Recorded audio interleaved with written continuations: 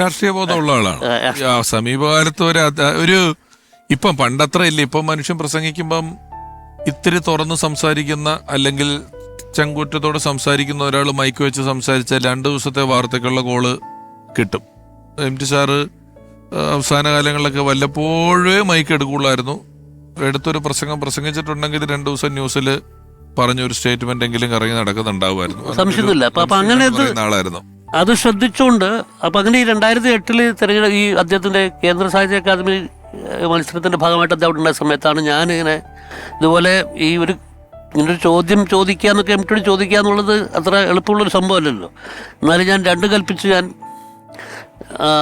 ഞാൻ ചോദിച്ചു. സാഹിത്യമൊക്കെ ആൾക്കാർ പല രീതിയിൽ എഴുതിയിട്ടുണ്ട്.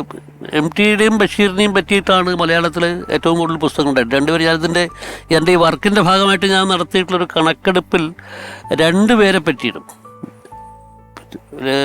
ലേഖനങ്ങളല്ല പുസ്തകങ്ങളും ഈ മോണോക്രോം അടക്കമുള്ള സാധനങ്ങൾ വെച്ചിട്ട് 2 പേരെ പറ്റിയിട്ടും ഏതാണ്ട് 1112 പുസ്തകം ബഷീറിനെ പറ്റിയും 1080 പുസ്തകം MTയെ പറ്റിയുണ്ട്.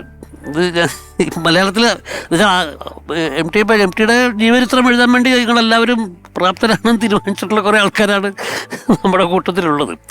അപ്പം ഞാനിത് ഒരുപാട് ചെയ്തിട്ടുണ്ട്. പക്ഷേ ഈ ഒരു ആസ്പെക്റ്റ്, അതായത് MT പറയുന്നൊരു സോഷ്യൽ ഇൻ്റർവെൻഷൻ ചെയ്യുന്ന ഒരാളെ പറ്റിയിട്ടുള്ള ഒരു സാധനം. എന്താണ് ഇത്രയും വലിയ കാലയളവ് വേണ്ടി വരുന്നത് അത് എഴുതാനായിട്ട്? ഇതിന് ഒരുപാട് ഫാക്ടേഴ്സ് ഉണ്ട്. ഇതിന് കാര്യം പറയുകയാണെന്ന് വെച്ചാൽ ഇത് ബേസിക്കായിട്ട് നമുക്ക് ഇത് ഒരു വലിയ ജീവിതമാണ്. ഒരുപക്ഷെ ഇത്രയും ബഹുമുഖ പ്രതിഭ എന്ന് മലയാളത്തിൽ സാധാരണ ഈ വാക്കൊക്കെ നമ്മൾ ഉപയോഗിച്ച് ബഹുമുഖ പ്രതിഭ, അപാരമായിട്ടുള്ള സാഹിത്യകാരെന്നൊക്കെ ഈ വാക്കുകളൊക്കെ ഉപയോഗിച്ച് അല്ലാതെ അതിൻ്റെ മൊനയൊടിഞ്ഞു പോയ വാക്കുകളാണ്. പക്ഷെ അക്ഷരാർത്ഥത്തിൽ അത് ശരിയാണ്. ഇപ്പോൾ സത്യത്തിൽ ഞാൻ ഈ ജീവചരിത്രങ്ങൾ സീരിയസ് ആയിട്ട് പഠിക്കുന്ന ഒരാളാണ്. അപ്പം എനിക്ക് MTയുടെ ജീവിതത്തിലൂടെ കടന്നു പോകുമ്പോൾ എനിക്ക് തോന്നിയിട്ടുള്ളതെന്ന് വെച്ചാൽ സമാനമായിട്ട് താരതമ്യപ്പെടുത്താൻ പറ്റുന്ന ഒരു ജീവിതം ലിയനാർഡോ ഡാവിഞ്ചിയുടെയാണ്. അദ്ദേഹത്തിന് ശാസ്ത്രമുണ്ടായിരുന്നു. MTക്കും ശാസ്ത്രമില്ല എന്ന് പറയാൻ പറ്റില്ല. ശാസ്ത്രത്തിൽ നല്ല അദ്ദേഹത്തിൻ്റെ ഡിഗ്രി കെമിസ്ട്രിയിലായിരുന്നു. ഒരുപക്ഷെ അദ്ദേഹത്തിന് സാഹിത്യത്തിൻ്റെ കാര്യം പറയുന്ന സമയത്ത് നമ്മളെല്ലാം മറന്നു പോകുന്ന സംഭവം കെമിസ്ട്രിയിൽ നല്ല കെമിസ്ട്രിയാണ്.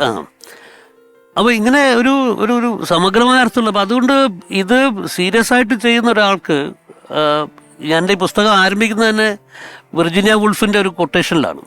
വിർജീനിയ വുൾഫ് പറയുന്നത് ഒരു ജീവചരിത്രം ഏതെങ്കിലും ഒരാളുടെ ജീവിതത്തിലെ 3-4 അംശങ്ങൾ, 3-4 വ്യക്തിത്വങ്ങൾ ഒരാൾ അടയാളപ്പെടുത്തുകയാണെങ്കിൽ അതൊരു നല്ല ജീവചരിത്രമായിട്ട് കണക്കാക്കപ്പെടും.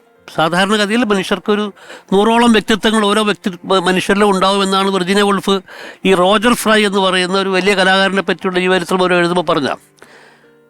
അപ്പം ഞാനത് ഉദ്ധരിച്ചാണ് എൻ്റെ പുസ്തകം ആരംഭിക്കുന്നത്. അപ്പം ഞാൻ പറഞ്ഞു വെച്ചാൽ ഈ വിർജീനിയ വുൾഫ് പറയുന്നത് സാധാരണ മനുഷ്യർക്കാരന് 100ഓളം വ്യക്തിത്വങ്ങൾ ഉണ്ടാവുന്നതാണ്. MT വാസുദേവനാർക്ക് എത്ര വ്യക്തിത്വങ്ങൾ അദ്ദേഹത്തിൻ്റെ ഉള്ളിൽ അടങ്ങിയിരുന്നു എന്നുള്ളത് നമുക്ക് ആലോചിച്ച് കഴിഞ്ഞാൽ അത്ഭുതപ്പെട്ടു. ഏത് കാലത്തേക്ക് പൂർത്തിയാക്കി ഇറക്കാനാണ് ഇപ്പോഴത്തെ നിലവിൽ ഇതിന്റെ ഒരു പോക്കും വേഗതയും വെച്ചിട്ട്? ഞാൻ ഇതിന്റെ കാലപരിധി ഇത്രയും നീണ്ടതുകൊണ്ടാണ് ഞാൻ ചോദിച്ചത്. ഈ വർഷം ഇറങ്ങും. ഈ വർഷം അത് പൂർത്തീകരിച്ച് ഇറക്കാനുള്ള പരിപാടിയിലാണ്.